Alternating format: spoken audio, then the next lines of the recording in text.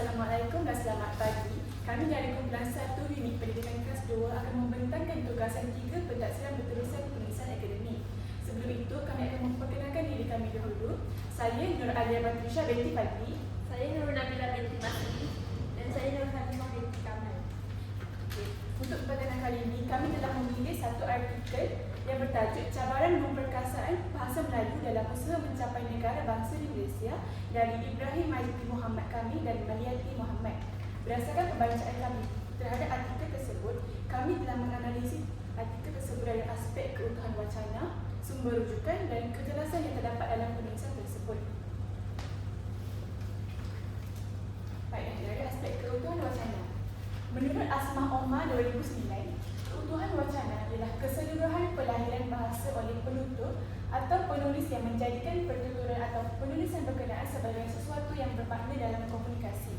Berdasarkan pencarian saya, keutuhan wacana ini merupakan satu aspek yang sangat penting kerana ia dapat menentukan apakah sesuatu itu boleh dianggap sebagai wacana atau penulisan itu hanya dianggap sebagai kumpulan ayat yang tidak satu.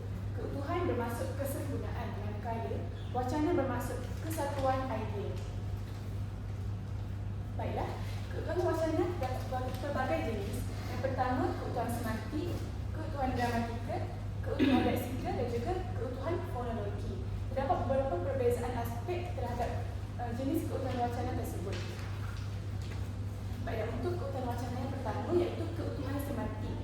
Keutuhan semantik merupakan hubungan semantik yang dimaksudkan sebagai jalinan makna antara satu ayat dengan ayat yang lain. Hubungan semantik terdapat pelbagai bahagian. Yang pertama, hubungan sebab dan akibat, hubungan sebab dan tujuan, hubungan sebab dan hasil, hubungan latar dan kesimpulan. Akhir sekali, hubungan yang memperkuatkan isi. Hubungan semantik yang dilihat dari segi konteks atau latar wacana terdapat 3. Yang pertama, kesatuan tajuk atau topik, hubungan sosial antara penutur dan pendengar, laras bahasa yang bersesuaian. Berikut merupakan contoh penggunaan keutuhan semantik dalam penulisan berdasarkan artikel yang kami kaji. Ayat pertama, sekolah-sekolah yang dibina ketika zaman penjajahan banyak berorientasikan bahasa Inggeris sebagai bahasa pengantar utama pendidikan di sekolah. Ayat ini menunjukkan hubungan sebab dan akibat. Ayat yang pertama menunjukkan sebab. Akibatnya pula, perkara ini menghapus pengaruh bahasa Melayu sebagai bahasa utama di tanah Melayu. Dua ayat tersebut menunjukkan keutuhan semantik dari segi hubungan sebab dan juga akibat. Baiklah, contoh yang seterusnya terdapat 2 jenis keutuhan wacana. Ayat yang pertama, kolonial mula bertapak di tanah Melayu sekitar abad yang ke-16. Ayat ini menunjukkan keutuhan wacana hubungan sebab.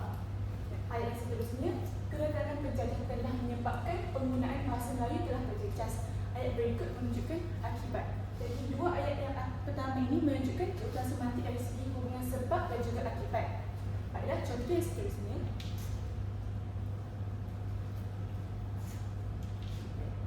Dasar penjajah telah menyebabkan masyarakat di tanah Melayu semakin hilang identitinya. Ayat yang pertama dan ayat kedua, perkara ini dapat dilihat apabila penggunaan bahasa Inggeris telah menjadi bahasa utama dan digunakan secara meluas terutama dalam sektor pendidikan dan pentadbiran ketika zaman penjajahan Inggeris. 2 ayat yang kedua menunjukkan hubungan kesimpulan dalam latar. Baiklah, sekarang saya akan membentangkan berkaitan keutuhan leksikal. Berdasarkan pemilihan dan penggunaan perkataan yang sesuai dengan makna yang ingin disampaikan, menurut Fardah Nazir dan rakan-rakannya pada tahun 2014, keutuhan leksikal merujuk kepada hubungan wacana.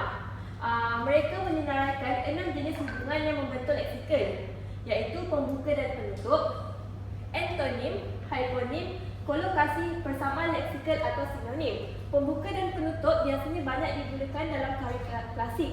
Contohnya Al-Kisah dan Wallahu A'lam. Al-Kisah sebagai pembuka dan Wallahu A'lam sebagai penutup. Antonim adalah makna yang berlawanan, contohnya seperti tinggi rendah. Hyponim pula merupakan perkataan yang mempunyai maksud yang sama. Contohnya daki. Daki ada yang daki pada badan dan ada juga daki yang kita mendaki bukit. Kolokasi adalah penggunaan perkataan berkumpulan yang berkaitan. Contohnya kemusnahan hutan menyebabkan habitat hidupan liar musnah. Kera burung terpaksa berpindah ke tempat lain. Maksudnya hutan tu menunjukkan sekumpulan. Dalam hutan tu ada kera, ada harimau, ada monyet. Bersama leksikal atau sinonim adalah perkataan yang mempunyai maksud yang sama. Contohnya jemput sila. Baiklah, ini adalah analisis contoh keutuhan leksikal berdasarkan artikel yang telah kami kaji. Bahasa merupakan lambang dalam budaya dan melalui pembinaan bahasa juga sesuatu budaya boleh dipengaruhi. Antara isu yang sering dibangkitkan dalam pembinaan negara bangsa ialah isu bahasa. Hal ini demikian kerana bahasa merupakan lambang jati diri bagi sesuatu masyarakat atau bangsa itu. Bahasa mempunyai banyak fungsi dalam perkembangan budaya berdasarkan keperluan semasa. Jadi apabila kita lihat penggunaan bahasa ini digunakan banyak kali secara berturutan, ini menunjukkan ada unsur keutuhan pengulangan. Sekolah-sekolah yang dibina ketika zaman penjajahan banyak berorientasikan bahasa Inggeris sebagai bahasa pengantar utama pendidikan di sekolah. Perkara ini mengakis pengaruh bahasa Melayu sebagai bahasa utama di tanah Melayu. Selepas Malaysia mencapai kemerdekaan, terdapat usaha yang dilakukan oleh kerajaan untuk kembali memartabatkan bahasa Melayu. Usaha pertama untuk mengembalikan martabat bahasa Melayu ialah dengan memperkenalkan satu undang-undang. Baiklah, yang saya highlight memartabatkan dan martabat. Di sini ada unsur sinonim di mana kita menggunakan kata yang sama, iaitu martabat. Martabat cuma di sini ada imbuhan kembali memartabatkan, iaitu kata kerja. Martabat ni adalah kata nama. Jadi di sini ada unsur sinonim. Baiklah, artikel seterusnya. Awang Sarian pada tahun 2010 berpendapat bahawa bahasa amat penting dalam kejayaan pembangunan sesebuah tamadun. Beliau memberi contoh kekuatan tamadun Yunani dan tamadun Greek yang terbina beratus tahun dahulu hasil daripada keampuhan bahasa mereka sendiri. Begitu juga dengan tamadun Arab yang mana pemerintahan tanah Arab serta zaman kegemilangan Islam menggunakan bahasa Arab. Bahasa Arab juga terus digunakan oleh para cendekiawan Islam dalam ilmu perubatan, sains, fizik dan sebagainya. Baiklah, di sini ada unsur kolokosial tamadun. Yunani, Greek, Arab, alam Melayu, ini semua merujuk kepada tamadun. Selain itu, bagi memperkasakan bahasa Melayu, kerajaan juga telah mempergiatkan aktiviti-aktiviti berkaitan kebahasaan, kesusastraan, penterjemahan, pengkaryaan serta bahan bahasa dan sastra sejak era Kesultanan Melayu, Melaka lebih-lebih lagi terutamanya melalui penubuhan Dewan Bahasa dan Pustaka. Pada tahun 1956 yang bertujuan untuk menerbitkan, menggalakkan dan memperkembangkan bahasa Melayu dalam semua bidang disiplin, Dewan Bahasa dan Pustaka juga telah diperuntukkan dalam Akta 213, Akta Dewan Bahasa dan Pustaka bersama beberapa akta lain bagi mengukuhkan agensi ini sebagai sebuah badan yang dapat mengukuhkan bahasa Melayu. Seperti mana kita lihat, badan ada dua maksud. Di sini badan dalam perundangan dan anggota tubuh kita juga mempunyai badan. Ini adalah unsur kolokasi. Keutuhan gramatikal. Faridah Nazir dan rakan-rakannya pada tahun 2014 menjelaskan keutuhan gramatikal sebagai hubungan wacana yang berkaitan dengan tata bahasa. Menurut Faridah dan rakan-rakannya, terdapat 4 jenis keutuhan gramatikal dalam sesuatu wacana yang terdiri daripada penanda rujukan, penggantian, elipsis dan penanda penghubung. Penanda rujukan ini lebih kepada kata nama untuk kita senang faham. Penanda penggantian ni biasanya subjek yang kita akan gugurkan. Penanda elipsis, penanda penggantian, penanda elipsis yang subjek akan kita gugurkan. Ini adalah penanda penghubung. Penanda penghubung ada 6 jenis, iaitu penghuraian, pengembangan idea, penambahan, tentangan, penghubungan musabab dan penghubungan tempoh. Berikut adalah artikel yang telah kami analisis yang mempunyai keutuhan gramatikal.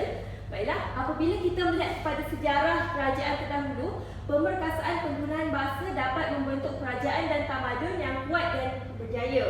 Beliau memberi contoh kekuatan tamadun Yunani dan tamadun Greek yang terbina beratus tahun dahulu hasil daripada keampuhan bahasa mereka sendiri. Kita, beliau, mereka, itu adalah penggunaan penanda rujukan kata nama. Dasar ini telah menyebabkan sebahagian masyarakat dan pejuang-pejuang bahasa menentang pelaksanaan dasar ini sehingga dasar ini dikaji semula. Alasan pihak yang menentang hal ini berpendapat bahawa masyarakat Melayu luar bandar khususnya akan semakin ketinggalan ke belakang. Ini dan itu dalam artikel ini merujuk kepada penanda rujukan arah ini itu.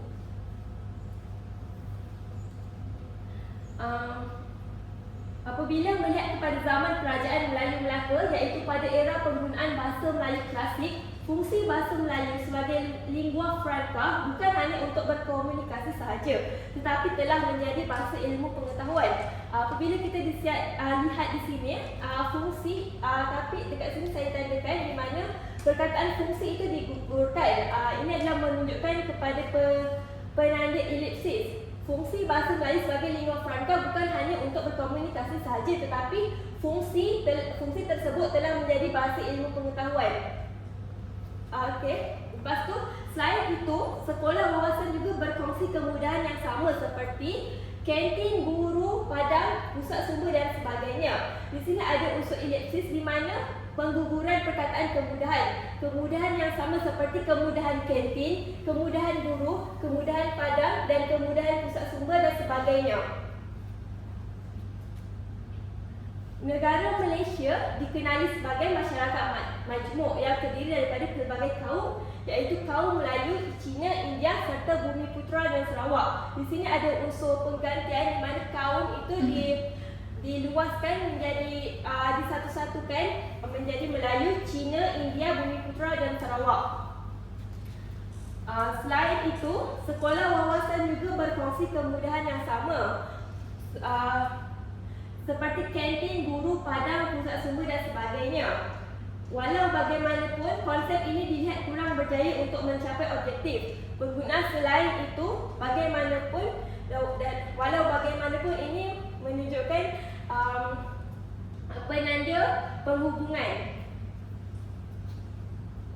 Baiklah, seterusnya saya akan membentangkan berkaitan keutuhan fonologi. Hubungan dari aspek keutuhan fonologi boleh dilihat daripada segi hentian suara, nada suara dan intonasi suara. Seperti mana kita tahu, fonologi ini adalah bunyi. Intonasi berperanan penting sebagai penanda, pemisah frasa dan pembeza struktur ayat. Apabila kita berkata-kata, mesti ada intonasi yang akan kita gunakan mengikut situasi. Contohnya, Alun sudah makan nasi, tapi bila ayat ternyata kita kata Alun sudah makan nasi, itu adalah ayat tanya. Ayat ini boleh membawa maksud berbeza mengikut intonasi suara penuturnya. Baiklah, dalam unsur fonologi ini kita akan menggunakan paralinguistik untuk membantu kita memahami tentang sesuatu wacana. Biasanya unsur-unsur paralinguistik ini adalah alat-alat yang digunakan untuk menjelaskan persembahan wacana seperti tanda baca. Dalam aspek pembentangan ini, kami akan menggunakan wacana lisan seperti ekspresi wajah yang membantu memahami ujaran. Pada era pasca merdeka, penggunaan tanda koma, bahasa Melayu berjaya dimartabatkan dan diberi kuasa, pengaruh dan kewibawaan untuk menentukan tempat dan kekuatannya dalam negeri ini. Namun begitu, apa yang dihasratkan sebenarnya kian kabur dari segi pencapaiannya. Sejarah mungkin berulang dan kini, bahasa Inggeris mula mengambil alih posisi bahasa ibunya.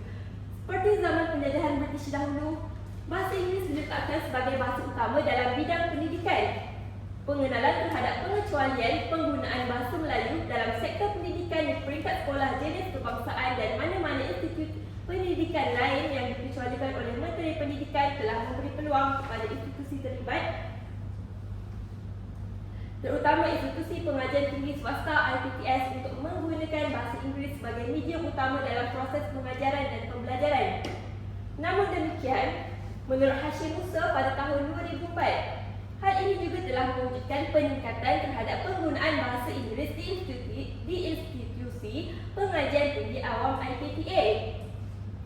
Persepsi seorang dari segelintir masyarakat mengenai kedudukan bahasa Melayu dengan bahasa Inggeris berkaitan keperluan negara dan kepentingan antarabangsa menyebabkan kedudukan bahasa Melayu kembali goyah. Hasil tuntutan globalisasi, bahasa Inggeris kini telah mendominasi dan mula mengambil alih kedudukan bahasa kebangsaan. Sebagai contoh, pengenalan sistem pengajaran dan pembelajaran bagi mata pelajaran sains dan matematik dalam bahasa Inggeris telah melemahkan kedudukan bahasa Melayu itu sendiri. Justru, dengan adanya konflik kedudukan bahasa ini telah memberi ruang kepada kaum yang wujud di Malaysia untuk turut sama memperjuangkan bahasa mereka. Sekalipun kedudukan bahasa kebangsaan dijamin kedudukannya mengikut perkembangan Malaysia, namun realiti sebenar dalam kehidupan seharian seolah-olah meminggalkan bahasa ibunda. Baiklah, saya membaca artikel ini menggunakan tanda baca yang betul dan intonasi yang betul. Sekarang saya serahkan kepada Nur Hajimah. Seterusnya kita bersambung kepada konsep kejelasan dalam penulisan.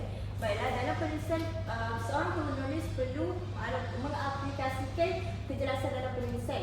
Menurut Aziz Salih 2007 menyatakan bahawa kejelasan sebagai isi kandungan yang jelas, tepat, tidak kabur dan mudah difahami. Secara ringkasnya, penulisan yang jelas itu merujuk kepada satu konteks yang idea yang diutarakan oleh seorang penulis menggunakan ayat yang jelas, tidak berlirik-lirik dan tidak terlalu panjang untuk memudahkan pembaca memahami konteks yang ingin disampaikan olehnya.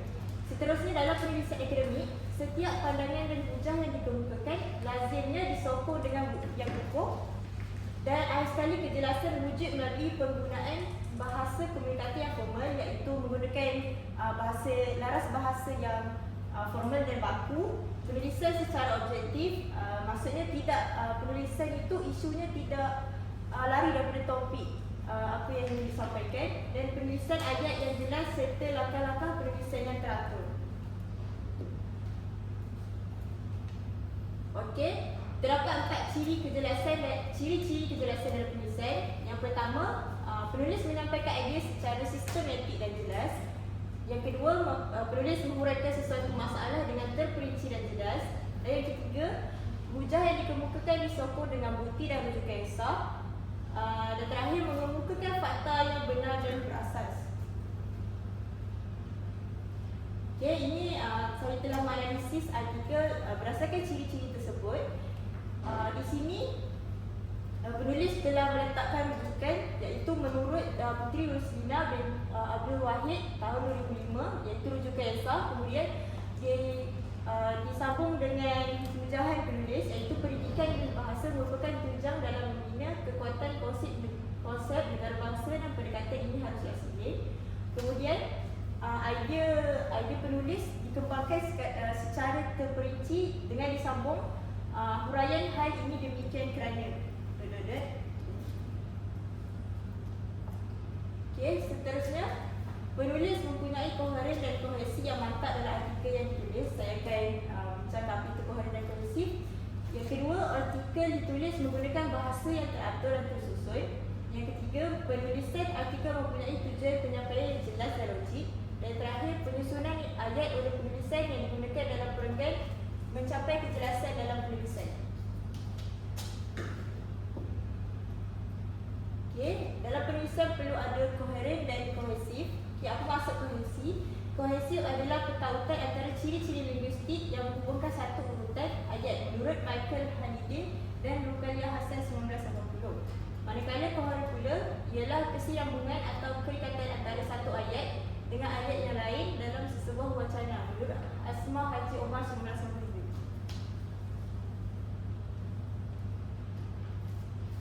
Okay, untuk menambahkan lagi kefahaman kita berkaitan dengan koheren dengan kohesif, saya bagi contoh ayat. Okay, contoh ayat kohesif. Pak Anton mengajar biologi dan kesenian. Pelajaran tersebut merupakan mata pelajaran yang paling dikuasai oleh Pak Anton. Selain itu, Pak Anton juga mempunyai kemampuan mengajar yang baik. Di sini pelajaran tersebut merujuk kepada pelajaran biologi dan kesenian. Maksudnya penulis telah mengaplikasikan satu perkataan yang lain untuk menggantikan kedua mata pelajaran sindrom kurang daya tahan atau AIDS bukanlah fenomena yang baru. Penyakit ini telah lama dikesan di beberapa buah negara di Eropah. Walaupun bidang sains dan teknologi telah berkembang maju, namun masih belum berjaya sepenuhnya menghasilkan ubat untuk penyakit ini. Okey, koheren ini merujuk kepada kesinambungan idea. Contohnya topik utama di sini ialah AIDS. Jadi kesinambungannya, AIDS itu apa? AIDS itu ialah penyakit dan fenomena. Lepas tu penyakit ni dia tak ada ubat yang boleh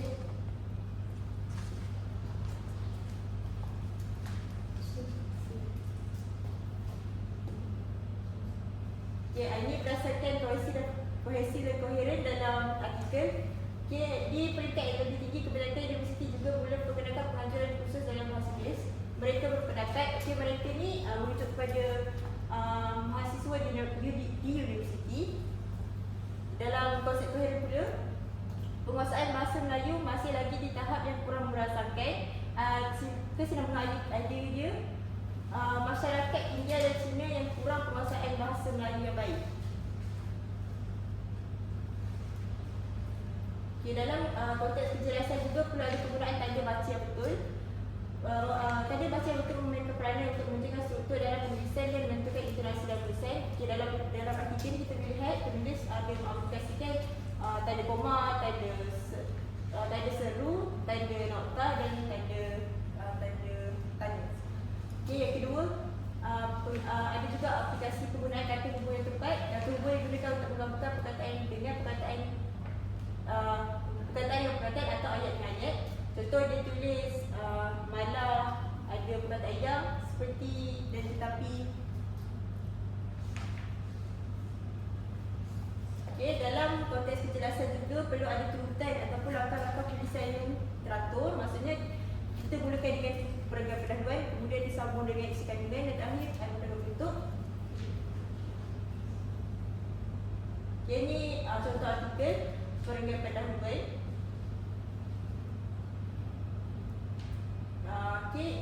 Yang kedua, perenggan isi kandungan. Dalam isi kandungan perlu ada penekanan terhadap setiap perenggan perlu disusun untuk pentagutan idea yang jelas. Perenggan yang panjang perlu dijadikan beberapa perenggan yang lebih pendek. Perenggan ini perlu ditetapkan dengan peranan wacana. Dan terakhir, setiap perenggan perlu distruktur dengan ayat-ayat, iaitu ayat topik, ayat isi atau ayat hujah dan ayat kesimpulan. Berdasarkan isi perenggan dalam isi kandungan ini, kita boleh lihat penulis ada mengaplikan ayat topik, ayat isi dengan ayat hujah dan juga ayat kesimpulan. Contohnya, Kabinet mempunyai keputusan untuk meningkatkan penggunaan bahasa Melayu kepada bahasa Melayu Malaysia. Itu ayat topik. Kemudian dia bagi ayat huraian, ayat hujah dan juga ayat kesimpulan. Dan itu dia tulis menegaskan. Yang terakhir ialah perenggan kesimpulan. Perenggan kesimpulan adalah rumusan daripada isi-isi perbincangan dalam keseluruhan bab atau penulisan. Ini merupakan contoh artikel perenggan kesimpulan. Baiklah, aspek yang terakhir dalam penulisan adalah sumber rujukan. Seperti yang kita tahu, dalam penulisan kita menggunakan gaya edisi ketujuh sebagai untuk menulis sumber rujukan. Apa merujuk kepada American Psychological Association. Apa bersih tujuh merujuk kepada peraturan dan konvensi yang ditubuhkan oleh Persatuan Psikologi Amerika untuk mendokumentasikan sumber yang digunakan dalam kertas pendidikan. Di antara perkataan yang perlu kita kenal pasti dalam menulis rujukan teks adalah citasi ataupun citation. Citasi merujuk kepada nama-nama penulis atau sumber yang dinyatakan dalam penulisan atau hasil karya. Aspek kedua, rujukan ataupun reference. Rujukan merupakan senarai maklumat rujukan atau nama-nama yang telah dinyatakan dalam petikan atau karya yang muncul di akhir penulisan. Seperti kita dalam buku-buku atau penulisan, pada halaman belakang mereka pasti menyatakan sumber rujukan yang mereka rujuk. Dan akhir sekali ialah bilangan rujukan. Bilangan rujukan harus sama dengan bilangan citasi yang dinyatakan. Sebagai contoh, jika dalam penulisan tersebut ada 4 citasi yang dinyatakan, maka pada halaman rujukan perlu ada keempat-empat citasi tersebut. Mereka merupakan contoh citasi yang dinyatakan dalam teks artikel. Yang pertama, Ibnu Khaldun 1991. Ibnu Khaldun merujuk merujuk kepada penulis atau pengarang yang menerbitkan kata-kata tersebut, iaitu merupakan suatu tubuh yang keadaannya sama seperti tubuh manusia yang mempunyai sifat dan tabiat sendiri. 1991 merujuk kepada tahun terbitan buku tersebut diterbitkan. Citasi seterusnya ialah Karl Marx 1972. Karl Marx merujuk kepada nama pengarang, manakala 1972 merujuk kepada tahun terbitan buku tersebut. Seterusnya menurut Kamus Dewan edisi keempat 2007. Citasi ini merujuk kepada rujukan daripada kamus. Baiklah, berikut merupakan sumber rujukan berdasarkan citasi yang dinyatakan dalam artikel. Citasi yang dinyatakan dalam artikel perlu sama dengan sumber rujukan yang dinyatakan pada sumber rujukan. Sebagai contoh, Ibn Khaldun, Kamus Dewan, Karl Marx dan juga J.J. Rousseau. Baiklah, seterusnya merupakan sumber rujukan yang sahih yang perlu dinyatakan dalam penulisan. Contohnya, apa dalam talian, jurnal, buku, tesis, terbitan kerajaan dan juga artikel. Yang terakhir adalah senarai sumber rujukan yang perlu ada pada halaman belakang setiap penulisan. Cara menulis sumber rujukan juga perlu mengikut abjad. Contohnya, Abdul Rahman menggunakan abjad A, maksudnya paling atas kedudukannya. Manakala Rosita menggunakan nama depannya dimulakan dengan abjad R, maksudnya kedudukannya berada pada bawah. Baiklah, itu sahaja pembatangan daripada kumpulan kami.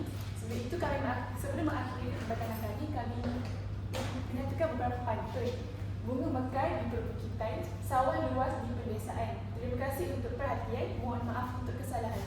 Sekian, terima kasih.